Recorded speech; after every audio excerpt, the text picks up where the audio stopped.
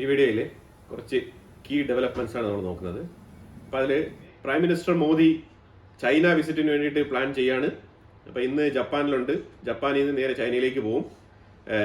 SCO സബ്മിറ്റുമായിട്ട് ബന്ധപ്പെട്ട് 2 തവണ side ലൈനിൽ മീറ്റിംഗ് ഉണ്ടാവും എന്നാണ് പറയുന്നത്. അത് ഷീ ജിൻപിങ്ങുമായിട്ട് 2 വട്ടം മീറ്റിംഗ് ഉണ്ടാവും എന്നാണ് പറയപ്പെടുന്നത്. അപ്പോൾ ഇന്ന് ജപ്പാനിൽ ഇന്ത്യൻ പ്രൈം മിനിസ്റ്റർ ഒരു വലിയൊരു സെമി കണ്ടക്ടർ ഫാക്ടറി വിസിറ്റ് ചെയ്യുകയാണ്.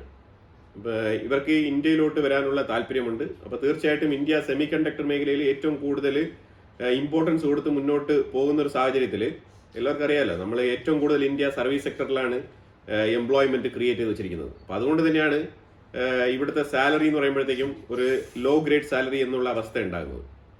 അപ്പോൾ ഈ ഒരു സർവീസ് സെക്ടർ എംപ്ലോയ്മെന്റ് എന്നുള്ളത് നമ്മളൊരു പ്രൊഡക്ഷൻ യൂണിറ്റിലേക്കുള്ള ഒരു വർക്ക് ഫോഴ്സ് ആയിട്ട് ഇതിനെ കൺവേർട്ട് ചെയ്യണം. അങ്ങനെ കൺവേർട്ട് ചെയ്യുമ്പോഴത്തേക്ക് മാത്രമാണ് നമുക്ക് എംപ്ലോയ്മെന്റ് സ്ഥിരത ഉണ്ടാകുന്നത്. മീൻസ് നമ്മൾ വേറൊരു തേർഡ് പാർട്ടിയെ ഡിപ്പെൻഡ് ചെയ്യാണ്ട് നമ്മുടെ രാജ്യത്തിനുള്ളിൽ തന്നെ നമുക്ക് തൊഴിൽ ലഭിക്കുന്ന ആ തൊഴിൽ ലഭ്യത അതുണ്ടാവാനുള്ള സാധ്യത. അപ്പോൾ അതിലോട്ടാണ്, അപ്പോൾ അതിലേക്കാണ് നമ്മൾ സഞ്ചരിക്കുന്നത്. അപ്പോൾ അതുകൊണ്ടാണ് നമ്മൾ ഏറ്റവും കൂടുതൽ കമ്പനികൾ ഇന്ത്യക്കുള്ളിൽ വരണം എന്ന് നമ്മൾ ആഗ്രഹിക്കുന്നത്. അപ്പോൾ നമ്മൾ ശരിക്കും പറഞ്ഞാൽ ഒരു ആത്മനിർഭർ ഭാരത് ആയിക്കോട്ടെ, അതേപോലെ തന്നെ മേക്ക് ഇൻ ഇന്ത്യ, ഈ പദ്ധതികളൊക്കെ നമ്മൾ പ്രപ്പോസ് ചെയ്ത് മുന്നോട്ട് പോകുന്ന സാഹചര്യത്തിലാണ് അതിന്റെ ഒരു സ്റ്റാർട്ടപ്പ് എന്നുള്ള നിലയിൽ നമ്മളൊരു തുടക്ക നിലയിലാണ് മുന്നോട്ട് പോയിക്കൊണ്ടിരിക്കുന്നത്. ആ സാഹചര്യത്തിലാണ് അമേരിക്കയും ഇതേ സെയിം പ്ലാനുകൾ പ്രപ്പോസ് ചെയ്തുകൊണ്ട് അവരുടെ രാജ്യത്തിന് ഉള്ളിലുള്ള ആ ഒരു structure make America great again എന്നൊക്കെ പറഞ്ഞുകൊണ്ട് ഇതേ സെയിം പോളിസിയുമായിട്ട് വരുന്നത്. അപ്പൊ എങ്ങനെയാണ് 2 പോളിസിയും തമ്മിൽ ഒരുമിച്ച് മുന്നോട്ട് പോകുന്നത്? ഇറ്റ്സ് കോൺട്രാഡിക്റ്റഡ്. അതാണ് നമ്മൾ മനസ്സിലാക്കേണ്ടത്. പിന്നെ നമ്മൾ ഏറ്റവും കൂടുതൽ സർവീസ് സെക്ടറുകളിലുള്ള വർക്കുകൾ ചെയ്യുന്നതും ഈ അമേരിക്കൻ കമ്പനികളിൽ നിന്ന് തന്നെയാണ്. ഈ സർവീസ് സെക്ടറുകളിൽ നമ്മൾ ചെയ്തുകൊണ്ടിരിക്കുന്ന വർക്കിന് എന്തെങ്കിലും കുറവ് വരുമോ ചോദിച്ചു കഴിഞ്ഞാൽ അത് ഡിപ്പെൻഡ്സ് ഓൺ ദ താരിഫ്. അതായത് IT സെക്ടറിലാണ് ഏറ്റവും കൂടുതൽ ഇന്ത്യൻ കമ്മ്യൂണിറ്റിയിൽപ്പെട്ട യുവാക്കള് സർവീസ് സെക്ടറിൽ ജോലി ചെയ്യുന്നത്. അപ്പൊ അസ് ലോങ് ആസ് IT ഇപ്പോൾ ഒരു AI ബൂമിങ്ങിലാണ് ഉള്ളത്. പക്ഷേ ഈ AI എന്ന് പറയുന്ന ഒരു ബബിളാണ്. AI അമേരിക്ക ഇങ്ങനെ പെരുപ്പിച്ച് കാണിക്കുന്നത്രത്തോളം വലിയൊരു സംഭവമായിട്ട് മാറിയിട്ടില്ല ഇതുവരെ. അത് മാർക്കറ്റിംഗ് മാത്രമാണ് ഇത്രമാത്രം എഫക്റ്റീവായിട്ട് മുന്നോട്ട് പോകുന്നത്. ശരി, ഈ ലാർജ് ലാംഗ്വേജ് മോഡൽ മാത്രമാണ് ഇപ്പോൾ AI ഉള്ളത്. അതിന്റെ ഫർദർ ഡെവലപ്മെന്റ്സും കാര്യങ്ങളൊക്കെ ഇനി വരാനിരിക്കുന്നേ ഉള്ളൂ. അതിനൊക്കെ അഡീഷണൽ റിസർച്ചുകൾ വേണം. അത് ശരിക്കും പറഞ്ഞാൽ ഈ ലാർജ് ലാംഗ്വേജ് മോഡലുമായിട്ട് യാതൊരു ബന്ധവുമില്ലാത്തൊരു മേഖലയായിട്ട് മാറാൻ പോവാണ്. അപ്പൊ നിലവിലുള്ള AI എന്ന് പറഞ്ഞാൽ അതിന്റെ മാർക്കറ്റ് ഇടിയും, അത് ഉറപ്പാണ്. ഇപ്പൊ നിലവിൽ ഇപ്പോൾ ChatGPT ആയിക്കോട്ടെ, അതേപോലെ തന്നെ അവരൊക്കെ അടുത്ത മേഖലകളിലേക്ക് റിസർച്ച് ചെയ്ത് അതിനെ മാർക്കറ്റിലേക്ക് കൊണ്ടുവന്നു കഴിഞ്ഞാൽ പിടിച്ചു നിൽക്കാം. പക്ഷേ ഈ ഒരു ലാർജ് ലാംഗ്വേജ് മോഡൽ തന്നെ നിലനിൽക്കുകയാണെന്നുണ്ടെങ്കിൽ ChatGPT അല്ല, DeepSeek അല്ല, ഏത് കമ്പനിയും പൊട്ടും, ഉറപ്പാണ്. അപ്പൊ എന്തായാലും പ്രൈം മിനിസ്റ്റർ മോദി സെൻഡായ് എന്ന് പറഞ്ഞ സ്ഥലത്ത് ഇന്ന് സന്ദർശിക്കുകയാണ്. മിയാഗി പെർഫെക്ചർ എന്ന് പറയുന്ന ഒരു സെമി കണ്ടക്ടർ ഫാക്ടറിയാണ് ഇന്ന് വിസിറ്റ് ചെയ്യുന്നത്. അതിനൊരു പ്രത്യേകതയുണ്ട് യാത്രയ്ക്ക്. അത് ഇന്ത്യക്ക് 2 ബുള്ളറ്റ് ട്രെയിൻ ജപ്പാൻ ഓഫർ ചെയ്തിട്ടുണ്ടായിരുന്നു. അത് ലാസ്റ്റ് മന്ത് തന്നെ ഓഫർ ചെയ്തതാണ്. കാരണം അറിയാമല്ലോ, ജപ്പാൻ ഇന്ത്യക്കുള്ളിൽ ഒരു ബുള്ളറ്റ് ട്രെയിൻ പ്രോജക്റ്റ് തന്നെ നടത്തുന്നുണ്ട്. അപ്പൊ അതേ ടെക്നോളജിയിലുള്ള ഷിൻകാൻസൻ ബുള്ളറ്റ് ട്രെയിനിലാണ് യാത്ര ചെയ്യുന്നത്. ഷിൻകാൻസൻ ബുള്ളറ്റ് ട്രെയിൻ ആണ് നമുക്ക് ഫ്രീ ആയിട്ട് ഓഫർ ചെയ്തിരിക്കുന്നത്. അതിൽ സെമി ഉണ്ട്, ഫുൾ ഓപ്ഷൻ ഉണ്ട്. ഒരു ഫുൾ ഓപ്ഷനും ഒരു സെമിയുമാണ് ഇന്ത്യക്ക് ഫ്രീ ആയിട്ട് ഓഫർ ചെയ്തിരിക്കുന്നത്. ഇതിനകത്ത് ബിസിനസ് മോട്ടീവ് ഉണ്ടോ എന്ന് ചോദിച്ചാൽ യെസ്, ബിസിനസ് മോട്ടീവ് ഉണ്ട്. കാരണം നമ്മളുടെ മുംബൈ അഹമ്മദാബാദിൽ ബുള്ളറ്റ് ട്രെയിൻ നമ്മൾ ആർട്ടിക്കുലേറ്റ് ചെയ്യുന്ന സമയത്തേക്ക് ജപ്പാന്റെ ഇതേ ഷിൻകാൻകൻ ഫുൾ ഓപ്ഷൻ ബുള്ളറ്റ് ട്രെയിൻ നമ്മൾ ചൂസ് ചെയ്യാനുള്ള സാധ്യതയുണ്ട്. അതിലേക്കുള്ള ഒരു മോട്ടിവേഷനാണ് ഈ ഫ്രീ ഓപ്ഷൻ. അതുകൊണ്ടാണ് ഇന്ത്യൻ പ്രൈം മിനിസ്റ്ററിനെ ജപ്പാൻ ഈ ഷിൻകാൻകൻ ബുള്ളറ്റ് ട്രെയിനിൽ തന്നെ യാത്ര ചെയ്യിപ്പിക്കുന്നത്. കാരണം അതിന്റെ സ്പീഡും അതിന്റെ ഒരു ഭംഗിയും അതിന്റെ ഒരു എഫക്റ്റീവ്നെസ് ഒക്കെ മനസ്സിലാക്കാൻ വേണ്ടിയിട്ടാണ് ഇന്ത്യൻ പ്രൈം മിനിസ്റ്ററിനെ ആ ട്രെയിനിൽ യാത്ര ചെയ്യിപ്പിക്കുന്നത്. തീർച്ചയായിട്ടും കൺസെന്റ് എടുത്തിട്ടുണ്ട്. പ്രൈം മിനിസ്റ്റർക്കും അതായത് ഇന്ത്യൻ പ്രൈം മിനിസ്റ്ററും താല്പര്യം പ്രകടിപ്പിച്ചിട്ടുണ്ട്. കാരണം ഇതൊരു ഏറ്റവും എളുപ്പത്തിലുള്ള ഒരു സഞ്ചാര മാർഗം കൂടിയാണ്. അതാണ് മനസ്സിലാക്കേണ്ടത്. ഈ ഒരു യാത്ര പ്രൈം മിനിസ്റ്റർ മോദി ഒറ്റയ്ക്കല്ല നടത്തുന്നത്, ജപ്പാന്റെ പ്രൈം മിനിസ്റ്ററും കൂടി ഒപ്പമുണ്ട് എന്നുള്ളതാണ് ഒരു പ്രത്യേകത. അപ്പൊ ഇന്ത്യയും ജപ്പാനും തമ്മിൽ അടുത്ത 10 വർഷത്തേക്കുള്ള ഇൻവെസ്റ്റ്മെന്റ് പ്ലാനുകൾ എല്ലാം തന്നെ ഓക്കെ ആയിട്ടുണ്ട്. അത് ശരിക്കും പറഞ്ഞാൽ ട്രേഡ്, ടെക്നോളജി, മൊബിലിറ്റി, ഇതൊക്കെ തന്നെയാണ്, ഈ മേഖലകളാണ് ഏറ്റവും കൂടുതൽ ഫോക്കസ് ചെയ്യപ്പെട്ടിരിക്കുന്നത്.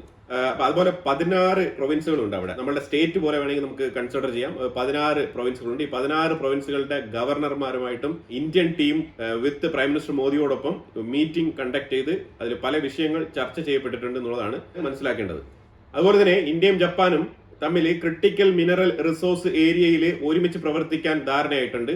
അതായത് ഇപ്പൊ നമ്മൾ റഷ്യയിൽ നിന്നും എടുത്താലും അപ്പൊ ഇന്ത്യ ഒരുപാട് സ്ഥലങ്ങളിൽ നിന്ന് ഇപ്പം ഈ റയർ എർത്ത് എലമെന്റ്സുമായിട്ട് ബന്ധപ്പെട്ട പ്രോജക്റ്റുകളിൽ എൻഗേജ്ഡ് ആവുന്നുണ്ട്. അപ്പൊ അതിലേക്ക് വേണ്ട ഇൻവെസ്റ്റ്മെന്റ്, ഫൈനാൻഷ്യൽ സപ്പോർട്ട്, ഇതെല്ലാം തന്നെ ജപ്പാൻ തരാനും അവർക്കും ഈ ഒരു ക്രിട്ടിക്കൽ മിനറൽ റിസോഴ്സ് മേഖലയിൽ താല്പര്യമുണ്ട് എന്നാണ് അറിയിച്ചിരിക്കുന്നത്. അപ്പൊ ഇതിനെക്കുറിച്ചുള്ള ഇന്ത്യ ഇപ്പം നിലവിൽ താല്പര്യം പ്രകടിപ്പിച്ചിരിക്കുന്ന പ്രോജക്റ്റുകൾ, ഫോർ എക്സാമ്പിൾ നമീബിയ, റഷ്യ, ഇതുപോലെ തന്നെ പല രാജ്യങ്ങളുമായിട്ടും ഇന്ത്യ ഇപ്പം ഏറ്റവും കൂടുതൽ ഈ ഒരു ക്രിട്ടിക്കൽ മിനറൽ റിസോഴ്സുമായിട്ട് ബന്ധപ്പെട്ട് പല കരാറുകൾ മുന്നോട്ട് വെച്ചിട്ടുണ്ട്. ഇതെല്ലാം തന്നെ ജപ്പാനുമായിട്ടും കൂടി ചേർന്ന് സംസാരിച്ചിട്ട് ഏതൊക്കെ ഏരിയകളിൽ ജപ്പാന് പോസിബിലിറ്റീസ് ഉണ്ട് എന്നുള്ളത് എക്സ്പ്ലോർ ചെയ്തുകൊണ്ടിരിക്കുകയാണ്. അപ്പൊ അതായത് തീർച്ചയായിട്ടും ഇന്ത്യക്കുള്ളിൽ ഇപ്പൊ നിലവിൽ പ്രഖ്യാപിച്ചിരിക്കുന്നതിന് പുറമെയാണ് ഈ ഒരു റെയർ എർത്ത് എലമെന്റ്സുമായിട്ട് ബന്ധപ്പെട്ട ഈ ഒരു ന്യൂ പ്രപ്പോസൽ വന്നിരിക്കുന്നത്. അതുപോലെ ജപ്പാൻ ഇന്ത്യയിൽ നടന്ന തീവ്രവാദ ആക്രമണം, പെഹൽഗാം അറ്റാക്ക്, അതിനെ കണ്ടംപ്റ്റ് ചെയ്തിട്ടുണ്ട്. അപ്പൊ അതുപോലെ ജപ്പാന്റെ പ്രൈം മിനിസ്റ്റർ 10 ട്രില്യൺ വരുന്ന 10 വർഷം കൊണ്ട് ഇന്ത്യക്കുള്ളിൽ നിക്ഷേപിക്കും എന്നുള്ളൊരു ഉറപ്പും കൊടുത്തിട്ടുണ്ട്. അതിന്റെ ഒരു പ്രഖ്യാപനം കൂടി നടത്തിയിട്ടുണ്ട്. അതുപോലെ ജപ്പാൻ പ്രൈം മിനിസ്റ്ററിനെ ഇന്ത്യ സന്ദർശിക്കാൻ വേണ്ടിയിട്ട് ഒരു ക്ഷണം അതും കൂടി നമ്മൾ മുന്നോട്ട് വെച്ചിട്ടുണ്ട്. അതിന്റെ ഡേറ്റും കാര്യങ്ങളൊക്കെ വരും ദിവസങ്ങളിൽ മിനിസ്ട്രി ഓഫ് എക്സ്റ്റേണൽ അഫയേഴ്സും അതേപോലെ ജപ്പാന്റെ മിനിസ്ട്രിയും കൂടി ചേർന്ന് തീരുമാനിച്ചിട്ട് അത് പുറത്തു വിടുന്നതായിരിക്കും. പിന്നെ ഈ രൂപയുടെ മൂല്യം ഒരു 2 രൂപ 1 രൂപ അല്ലെങ്കിൽ ഇത്ര പൈസ ഡോളറിനെതിരെ ഇടിഞ്ഞു എന്ന് പറഞ്ഞിട്ട് പലരും പല കോലാഹലങ്ങളും അതിനെ ചുറ്റിപ്പറ്റി പല റോങ് ഇന്റർപ്രിട്ടേഷൻസ് ഒക്കെ കൊടുക്കുന്നുണ്ട്. ഒറ്റൊരു എക്സാമ്പിൾ ഞാൻ ഇതിന് നിങ്ങൾക്ക് പറഞ്ഞുതരാം. ഈ ഒറ്റൊരു എക്സാമ്പിളിൽ പിന്നെ നിങ്ങൾ ഇതുമായിട്ട് ബന്ധപ്പെട്ട ഒരു ഡൗട്ട് നിങ്ങൾക്ക് ഉണ്ടാവില്ല. ആ എക്സാമ്പിൾ എനിക്ക് പറയാനുള്ളത്, നിങ്ങൾ 1998, 99, 2000 അന്നത്തെ ഇന്ത്യയുടെ GDP എത്രയാണ്? ഇന്നത്തെ ഇന്ത്യയുടെ GDP എത്രയാണ്? തീർച്ചയായിട്ടും നമ്മൾ അന്നത്തെ GDPയിൽ നിന്നും ഒരുപാട് ഉയരങ്ങളിലേക്ക് എത്തിയിട്ടുണ്ട്. നമ്മുടെ പർച്ചേസിംഗ് പവർ നമ്മൾ ഒരുപാട് വർദ്ധിപ്പിച്ചിട്ടുണ്ട്. അന്നൊന്നും നമ്മൾ 3 ട്രില്യൺ 4 ട്രില്യൺ എന്നുള്ള നിലയിൽ ഒരു സ്വപ്നവും കണ്ടിട്ടില്ല. ഓക്കെ, അതേസമയം അന്ന് ഡോളറിനെതിരെ ഇന്ത്യൻ രൂപയുടെ മൂല്യം എന്ന് പറഞ്ഞാൽ 45, 46, 47, ഏതാണ്ട് 2000-ലെ കാര്യമാണ് ഞാൻ പറയുന്നത്, ഒരു 25 വർഷങ്ങൾക്ക് മുമ്പ്. അപ്പൊ അവിടെ നിന്ന് നമ്മൾ ലോങ് ടൈമിൽ നമ്മൾ തിരിഞ്ഞു നോക്കുമ്പോഴത്തേക്കും 25 വർഷം കഴിയുമ്പോഴത്തേക്കും ഡോളറിനെതിരെയുള്ള ഇന്ത്യൻ രൂപയുടെ മൂല്യം പല കാലങ്ങളിലായിട്ട് ഇടിവ് സംഭവിച്ചിട്ടുണ്ട്. അങ്ങനെ ഇടിഞ്ഞിടിഞ്ഞിടിഞ്ഞ് തന്നെയാണ് ഈ ലെവലിൽ എത്തിയിരിക്കുന്നത്. പക്ഷേ ഈ ഡോളറിന്റെ മൂല്യം ഇടിഞ്ഞാലും നമ്മുടെ GDP ഗ്രോത്ത് നമ്മൾ കൺസിസ്റ്റന്റ് ആയിട്ട് ഉയർന്നു വന്നിട്ടുണ്ട്. നമ്മുടെ രാജ്യത്തിന്റെ പുരോഗതി, ഒരുപാട് ഡെവലപ്മെന്റ്സ്, ഇൻഫ്രാസ്ട്രക്ചർ പ്രോജക്റ്റുകൾ, ഇതെല്ലാം തന്നെ നല്ല രീതിയിൽ പുരോഗമിച്ച് മുന്നോട്ട് വന്നിട്ടുണ്ട്. ഒരിക്കലും നമ്മൾ 2000-ൽ നിന്ന പോലെയാണ് നിൽക്കുന്നത് എന്ന് ആർക്കും തന്നെ പറയാൻ പറ്റില്ല. ആ സാഹചര്യത്തിൽ നിങ്ങൾ മനസ്സിലാക്കേണ്ടത്, നമ്മൾ ഉയർച്ചയിലേക്ക് പോകുന്ന സമയത്തും ഈ ഡോളറിന്റെ മൂല്യം എങ്ങനെ ഇടിഞ്ഞിടിഞ്ഞ് നമ്മളിപ്പോൾ 86, 87, 88 ആ ഒരു റേഞ്ചിൽ നിൽക്കുകയാണ്. ഇപ്പൊ ഇന്ന് പറഞ്ഞാൽ 88.15. ഇതൊന്നും ഇന്ത്യയുടെ വളർച്ചയെ ബാധിക്കുന്ന വിഷയങ്ങളല്ല. ഇതൊക്കെ താൽക്കാലികമായിട്ടുള്ള ട്രേഡുമായിട്ട് ബന്ധപ്പെട്ട് നിത്യേന നമുക്ക് എത്ര ഡോളർ വെളിയിൽ പോകുന്നു, എത്ര ഡോളർ ഉള്ളിലേക്ക് വരുന്നു, എത്ര ഫോറിൻ കറൻസി ഇന്ത്യയിൽ വരുന്നു, എത്ര ഫോറിൻ കറൻസി പുറത്തോട്ട് പോകുന്നു, ഇതുമായിട്ട് ബന്ധപ്പെട്ട ഒരു വിഷയമാണ് ഈ ഒരു കറൻസി മൂല്യം. ഇപ്പൊ നാളെ തന്നെ ഇന്ത്യയിലേക്ക് മാസീവായിട്ട് കുറച്ച് ഇൻവെസ്റ്റ്മെന്റുകൾ വരുന്നു. ഈ കറൻസി വാല്യൂ അതേപോലെ തന്നെ ലിഫ്റ്റ് അപ്പ് ചെയ്യും. ഇത് ശരിക്കും പറഞ്ഞാൽ ഒരു ഡേ ടു ഡേ ട്രാൻസാക്ഷനുമായിട്ട് ബന്ധപ്പെട്ട വിഷയമാണ്. ഇതിനെക്കുറിച്ച് ഇത്രമാത്രം ബോധേഡ് ആയിട്ട് ഇരുന്ന് നമ്മൾ ആലോചിച്ച് തല പോയിക്കേണ്ട ആവശ്യമില്ല. പ്രത്യേകിച്ച് അമേരിക്കൻ താരിഫ് ഇങ്ങനെ വന്നുകൊണ്ടിരിക്കുന്ന സമയത്ത് ഈ ഒരു ചെറിയ വിഷയങ്ങൾ പോലും ഈ വലിയ രീതിയിൽ ചർച്ച ചെയ്യപ്പെടുന്നുണ്ട്. അപ്പൊ അത് ശരിക്കും പറഞ്ഞാൽ ഇതിനേക്ക് ഇത്രയും ഫോക്കസ് ചെയ്ത് സംസാരിക്കേണ്ട ആവശ്യമില്ല. ഇത് ഡെയിലി ട്രേഡുമായിട്ട് ബന്ധപ്പെട്ട വിഷയമാണ് ഈ ഒരു കറൻസി മൂല്യവും ഡോളർ വാല്യൂ എന്നൊക്കെ പറയുന്നത്. അപ്പൊ അതുകൊണ്ട് തന്നെ ഇത് അത്രമാത്രം ഇന്ത്യ ബുദ്ധിമുട്ടിപ്പിക്കുന്ന ഒരു വിഷയമല്ല ഈ കറൻസി മൂല്യം എന്ന് പറയുന്നത്. ഇപ്പൊ 90, 95, 100 തന്നെ ആയിക്കോട്ടെ, ഒരു പ്രശ്നമില്ല. അതായത് എല്ലാവർക്കും അറിയാം ഡോളർ മൂല്യമുള്ള ഒരു കറൻസിയാണ്. ഓക്കെ, ഡോളറിനെതിരെയുള്ള ഇന്ത്യൻ രൂപ ഇത്രയാണെന്നുള്ളത് നമുക്ക് വളരെ വ്യക്തമായിട്ട് അറിയാം. ഇനിയിപ്പോ ഇത് ഞാൻ പറഞ്ഞതുപോലെ ഇത് 100-ലെത്തിയാലും എവിടെയെങ്കിലും ഒരു പോയിന്റിൽ വെച്ചിട്ട് ഈ കറൻസി സ്റ്റെബിലൈസ് ചെയ്യാൻ കഴിയണം. അതാണ് നമ്മളുടെ എക്കണോമിക്സിൽ നമ്മൾ നോക്കേണ്ടത്. ഫോർ എക്സാമ്പിൾ ഇപ്പൊ 95-ൽ എത്തിക്കോട്ടെ, അവിടെ വെച്ച് നമുക്ക് ഇതിനെ പിടിച്ചു നിർത്താൻ കഴിയണം. പിന്നീട് നമുക്ക് ഗ്രാജുവലി ആ വാല്യൂ കുറച്ച് കൊണ്ടുവരാൻ പറ്റിക്കഴിഞ്ഞാൽ നല്ലതാണ്. പക്ഷെ നമ്മൾ ഇത് കൂടുതൽ ഇടിഞ്ഞു പോവാതെ ഇതിനെ സ്റ്റെബിലൈസ് ചെയ്ത് നിർത്തിക്കഴിഞ്ഞാൽ മാർക്കറ്റിൽ ഒരു കോൺഫിഡൻസ് ഡെവലപ്പ് ആവും. അല്ലാതെ 88, 87, 86 ഇതിലൊന്നും അല്ല കാര്യം. നമ്മുടെ കറൻസി സ്റ്റെബിലൈസ് ചെയ്ത് നിർത്തുക എന്നുള്ളതാണ്. തീർച്ചയായിട്ടും RBI അതിന്റെ പുറകിലുണ്ട്. ഇപ്പൊ നമ്മൾ കഴിഞ്ഞ ഒരു മാസം കൊണ്ട് നമ്മൾ 3.5 ബില്യൺ US ഡോളറാണ് വിറ്റത്. നമ്മൾ കുറച്ചുകൂടെ ഡോളർ വിറ്റ് കഴിഞ്ഞാൽ ഈ കറൻസിയുടെ മൂല്യം പിടിച്ചു നിർത്താൻ കഴിയും. പക്ഷെ ഇന്ത്യൻ ഗവൺമെന്റ് അങ്ങനെയല്ല ചിന്തിക്കുന്നത്. കറൻസി ഇടിയുന്നതും കുറച്ച് നല്ലതാണ്. കറൻസി ഇടിയുന്നത് നല്ലതാണ്. അതായത് ഇന്ത്യയുടെ ഇൻസൈഡിലുള്ള ഇൻവെസ്റ്റേഴ്സിനെ ബൂസ്റ്റ് ചെയ്യിപ്പിക്കാൻ അത് ഹെൽപ്പ് ചെയ്യും. ഇന്ത്യക്കുള്ളിലുള്ള കുറെ ഇൻവെസ്റ്റേഴ്സ്, ഡൊമസ്റ്റിക് ഇൻവെസ്റ്റേഴ്സിനെ കൂടുതലായിട്ട് മാർക്കറ്റിലേക്ക് കൊണ്ടുവരാൻ കഴിയും. അപ്പൊ ഇതുമായിട്ട് ബന്ധപ്പെട്ട് പല വിഷയങ്ങളുണ്ട്. അല്ലാതെ ഇതിനെ ഉടനെ തന്നെ ആഗോളവൽക്കരിച്ചിട്ട് നമുക്ക് അവിടെ നഷ്ടം ഇവിടെ നഷ്ടം. കിറ്റെക്സിന്റെ കമ്പനിയുടെ ഓണർ സംസാരിച്ച് നിങ്ങൾ കേട്ടില്ലേ? അതായത് അവർക്കിപ്പോ ഒരു ഗുഡ് ഓപ്പർച്യൂണിറ്റിയാണ് കിട്ടിയിരിക്കുന്നത്, ഡൊമസ്റ്റിക് മാർക്കറ്റ്. അതിലുപരിയായിട്ട് അവരിപ്പം വൈഡനിങ് ചെയ്യാണ്, വിവിധ മാർക്കറ്റുകൾ കണ്ടെത്തുകയാണ്. അതിനോടൊപ്പം ഒരു സുപ്രഭാതത്തിൽ ഇതേ US മാർക്കറ്റിലും കൂടെ അവർക്ക് സപ്ലൈ കിട്ടും. അത് അവർക്ക് ഒരു അഡീഷണൽ റവന്യൂ ആണെന്നാണ് അവർ കരുതുന്നത്. ഇനി ഇതിൽ കൂടുതൽ എക്സാമ്പിൾ ഞാൻ പറഞ്ഞു തരേണ്ടതില്ല എന്ന് ഞാൻ വിശ്വസിക്കുന്നു. നിങ്ങൾക്ക് കാര്യം വളരെ വ്യക്തമായിട്ട് മനസ്സിലായിട്ടുണ്ടാവും. അതായത് ഈ കറൻസിയിൽ വരുന്ന മൂല്യച്ചോർച്ച എന്ന് പറയുന്നത് ഡേ ടു ഡേ ട്രേഡുമായിട്ട് ബന്ധപ്പെട്ടിരിക്കുന്ന വിഷയങ്ങളാണ്. പിന്നെ ഇന്ത്യയുടെ കറൻസി മൂല്യം പിടിച്ചു നിർത്തണം എന്നുണ്ടെങ്കിൽ നമ്മൾ ഒറ്റൊരു കാര്യമാണ് ചെയ്യാനുള്ളത്. ആ കാര്യം വളരെ എഫക്റ്റീവായിട്ട് നമ്മൾ ചെയ്യണം. കാരണം ഇന്ത്യയുടെ എനർജി റിസോഴ്സ് അവിടെയാണ് നമുക്ക് കുറച്ച് ബുദ്ധിമുട്ടുള്ളത്. നമ്മൾ പലപ്പോഴായിട്ട് നമ്മളുടെ വാർത്തയിൽ നമ്മൾ പറഞ്ഞിട്ടുണ്ടാവും 85% നമ്മൾ പുറത്തുനിന്ന് ഇറക്കുമതി ചെയ്യാണ് എനർജി.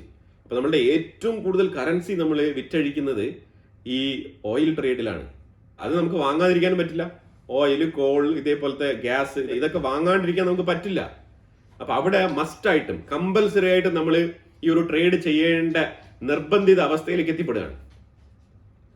ബാക്കിയുള്ളതൊക്കെ ട്രേഡാണ്, അപ്പ് ആൻഡ് ഡൗൺ ഉള്ള ട്രേഡുകളാണ്. അതായത് ഇപ്പൊ 85% നമ്മൾ എനർജി ഇറക്കുമതി ചെയ്യുമ്പോൾ നമ്മൾ ഏറ്റവും കൂടുതൽ കറൻസി നമ്മൾ വിറ്റഴിക്കുന്നുണ്ട് അതിനുവേണ്ടി മാത്രം. അപ്പൊ അതിന് നമ്മൾ ഇന്ത്യ ചെയ്യേണ്ടതെന്ന് വെച്ചാൽ നമ്മൾ 500 ഗിഗാവാട്ടിന്റെ എനർജി പ്രോജക്റ്റ്, സോളാർ എനർജി, അതേപോലെ തന്നെ നമ്മൾ ന്യൂക്ലിയർ പവർ പ്ലാന്റുകൾ, ഇതൊക്കെ തന്നെയാണ് നമ്മൾ ഉദ്ദേശിക്കുന്നത്. ഇതൊക്കെ നമ്മളൊരു 2 to 3 years 2030-34 മുമ്പായിട്ട് 2030 to 34 മുമ്പായിട്ട് നമ്മൾ ഈ ഒരു 500 ഗിഗാവാട്ട് ആ ഒരു എനർജി നീഡ് പൂർത്തീകരിക്കുന്ന രീതിയിൽ നമ്മൾ ഇന്റർണലി സൊഫിസ്റ്റിക്കേറ്റഡ് ആവണം. അങ്ങനെ ആയിക്കഴിഞ്ഞാൽ നമുക്ക് ഏറ്റവും കൂടുതൽ ഈ എണ്ണ ഇറക്കുമതി കുറയ്ക്കാൻ കഴിയും. അപ്പൊ അത്രമാത്രം ഇലക്ട്രിക് വെഹിക്കിൾസ് നമുക്ക് നിരത്തുകളിൽ ഇറക്കാൻ കഴിയണം. അങ്ങനെ നിരത്തുകളിൽ ഇലക്ട്രിക് വാഹനങ്ങൾ ഇറക്കണമെന്നുണ്ടെങ്കിൽ നമ്മൾ എന്ത് ചെയ്യണം?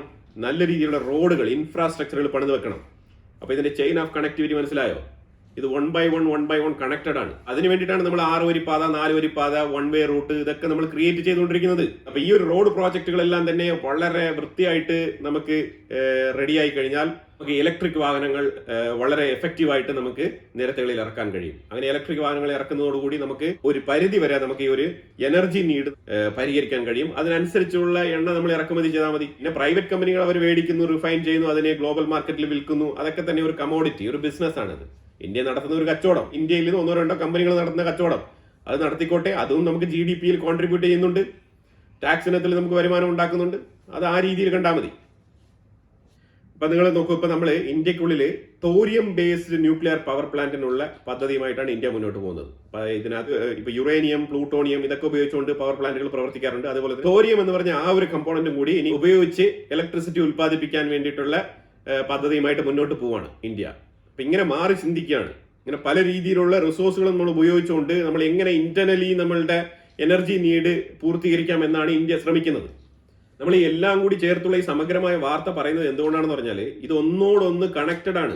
ഇതെല്ലാം തന്നെ എക്കണോമിക് റിഫോർമേഷൻസിന്റെ ഭാഗമായിട്ട് ഒരു ചെയിൻ ഓഫ് ഈവന്റിൽ പ്രവർത്തിക്കുന്ന വിഷയങ്ങളാണ്. അതുകൊണ്ടാണ് നമ്മൾ ഡിഫൻസിന്റെ കാര്യം പറയുന്നത്, നമ്മൾ എനർജി നീഡിന്റെ കാര്യം പറയുന്നത്, നമ്മൾ റോഡ് ഇൻഫ്രാസ്ട്രക്ചറിന്റെ കാര്യം പറയുന്നത്, നമ്മൾ എക്കണോമിക്കിന്റെ കാര്യം പറയുന്നത്. ഇതെല്ലാം അതുകൊണ്ടാണ് നിങ്ങൾക്ക് പറയുന്നത്. കാരണം നിങ്ങൾക്ക് ഇത് വാർത്ത കാണുമ്പോഴത്തേക്കും ഒരു ഐഡിയ കിട്ടും ഇതിന്റെയൊക്കെ ലിങ്ക് എവിടെയാണെന്നുള്ളത്. അല്ലാതെ വെറുതെ ഒരു വാർത്ത പറഞ്ഞു പോവുക എന്നുള്ളതിലുപരിയായിട്ട് ഇതിനെ കണക്ട് ചെയ്ത് ഞാൻ പറഞ്ഞ് കേൾപ്പിക്കുന്നത് അതുകൊണ്ടാണ്. അപ്പൊ എന്തായാലും കുറെ ഇമ്പോർട്ടന്റ് ആയിട്ടുള്ള വിഷയങ്ങളാണ് ഞാൻ പങ്കുവച്ചത്.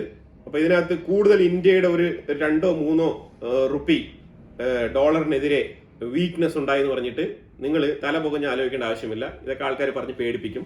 ഇതൊക്കെ ഞാൻ പറഞ്ഞല്ലോ, 2000 തൊട്ടേ നിങ്ങൾ കണക്കൂട്ടി നോക്കിയാൽ മതി. പല കാലഘട്ടത്തും ഡോളറിനെതിരെ റുപ്പി വീക്ക് ആയിട്ടുണ്ട്. പക്ഷെ നമ്മൾ ഫിനാൻഷ്യലി സ്ട്രെങ്തൻ ചെയ്ത് മുന്നോട്ട് പോവാണ്. ഇത് രണ്ടും 2 ഗ്രാഫിൽ സഞ്ചരിക്കുന്ന വിഷയങ്ങളാണ്. അപ്പൊ അതും ഇതുമായിട്ട് കൂട്ടിക്കെട്ടേണ്ട ആവശ്യമില്ല. അതൊക്കെ ഇൻവെസ്റ്റ്മെന്റ് ചെയ്യുന്ന ആൾക്കാർക്ക് വേണ്ടിയിട്ടാണ്. ഈ കറൻസി ട്രേഡുമായിട്ട് ബന്ധപ്പെട്ട ആൾക്കാരാണ് ഇതിനെക്കുറിച്ച് കൂടുതൽ വറി ചെയ്യേണ്ടത്. അപ്പൊ എന്തായാലും ഇതിനെക്കുറിച്ചുള്ള അഭിപ്രായങ്ങൾ കമന്റ് ബോക്സിൽ രേഖപ്പെടുത്തുക. കൂടുതൽ വാർത്തകളുമായിട്ട് അടുത്ത വീഡിയോയിൽ വരാം. Thank you so much.